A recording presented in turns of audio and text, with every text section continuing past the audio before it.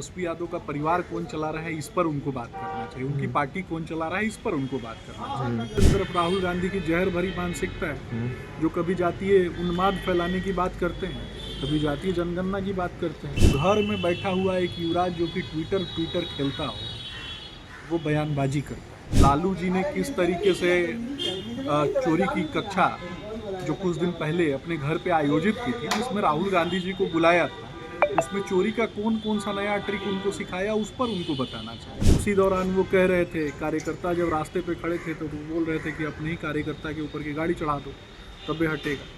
तेजस्वी यादव कह रहे हैं कि बिहार सरकार मतलब 3.5 लोग चला रहे हैं, क्या कहेंगे इस पे? देखिए, तेजस्वी यादव का परिवार कौन चला रहा है इस पर उनको बात करना चाहिए, उनकी पार्टी कौन चला रहा है इस पर उनको बात करना चाहिए, और उनकी पार्टी का अगला मुखिया कौन होगा ये भी उनको बताना चाहिए। तेजस्वी जी ने जिस तरीके से तेज प्रताप जी को किनारे लगा दिया, इस पर भी उनको बताना चाहिए। लालू जी ने किस तरीके से चोरी की कक्षा जो कुछ दिन पहले अपने घर पे आयोजित की थी, जिसमें राहुल गांधी जी को बुलाया था, उसमें चोरी का कौन सा नया ट्रिक उनको सिखाया, उस पर उनको बताना चाहिए। तो ये लोग बात करते हैं बिहार सरकार के ऊपर, जिसकी पूरी की पूरी विरासत चारा चोरी, अलकतरा चोरी की, और दूसरे का किया गया कार्य जो है उसको चुरा लेने का। वो बात करते हैं किसके ऊपर? तो सरकार के ऊपर आरोप लगाते हैं। जब युवाओं की बात होती है, बिहार की बेटियों की बात होती है, बिहार के महिलाओं की बात होती है, तो हम आगे बढ़कर उनको सम्मान दिलाने के लिए लड़ाई लड़ते हैं, उनके लिए काम करते हैं, और लगातार जो कल्याणकारी योजनाएं हम लेकर के आए उसके तहत हमने काम किया।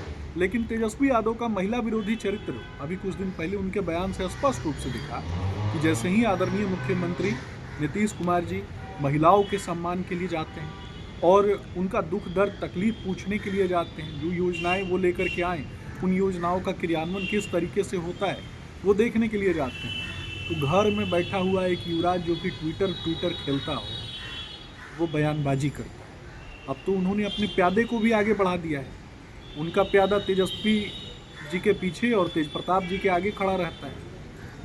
तो अपने परिवार में जो उनके भाई बहन है ना, उनको किनारे लगाने के लिए और उन पर मीडिया कवरेज न जाए, इसलिए उन्होंने अपने प्यादे को आगे किया गया है। अब प्यादा बयानबाजी कर रहा है, हरियाणा से लाया हुआ। वो कह रहे हैं कि सरकार डीके बोस चला रहे हैं। अब ये डीके बोस कौन है ये तो नहीं बता रहे हैं। देखिए, वो गंदी मानसिकता के लिए, हाँ, और अगर वो डीके बोस की बात करते हैं या इस प्रकार की बातें करते हैं, हो सकता है कि उनके घर में ही कोई हो जिसके बाद विषय में वो काफ़ी दिनों से जानते हैं, लेकिन वो बताते नहीं। तो उनसे ज़्यादा बेहतर कौन जानता है कि उनके कुनबे में कितने डीके बोस हैं। जीतन राम मांझी नाराज चल रहे हैं। उन्होंने एक बयान दिया है कि उन्होंने ना झारखंड में उनको एक सीट मिला, ना दिल्ली में सीट मिला है।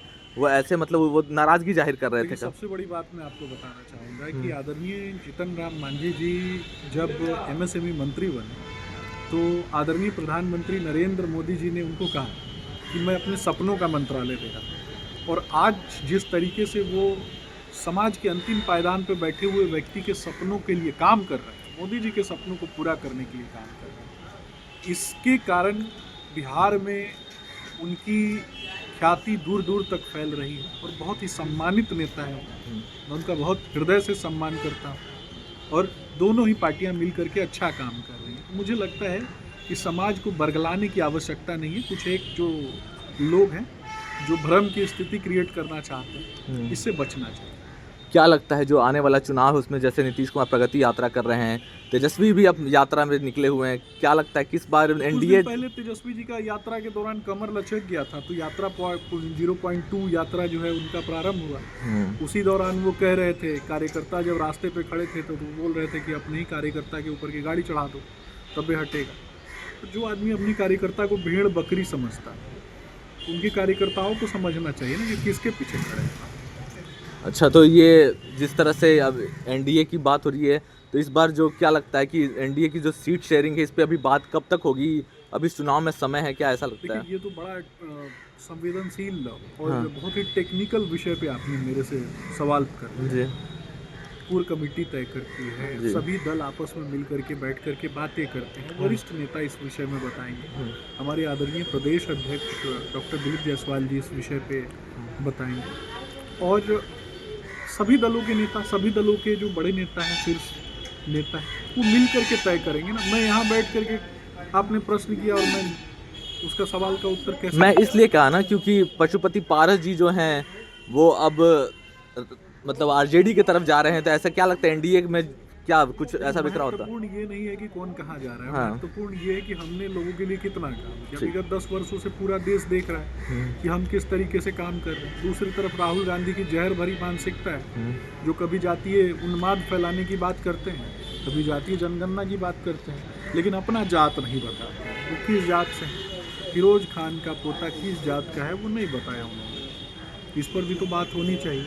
संविधान लेके घूमते हैं, संविधान का कौन सा धारा खतरे में है, कौन सा आर्टिकल खतरे में है, कभी नहीं बताया। ये पत्रकारों की जाति पूछते हैं, ये आईएएस अधिकारियों की जाति पूछते हैं, लेकिन इनका अपना क्या जात है इन्होंने नहीं बताया। सबसे पहले वो अपनी जाति क्लियर करें और लालू जी से जो नया नया चोरी का ट्रिक सीखने गए थे उसको भी उजागर करें कि लालू जी ने क्या सिखाया। अलकतरा चोरी तो पहले ही कर लिए थे, भूसा तो बिहार के भैंसों का पहले ही लूट लिया था। चलिए बहुत बहुत धन्यवाद।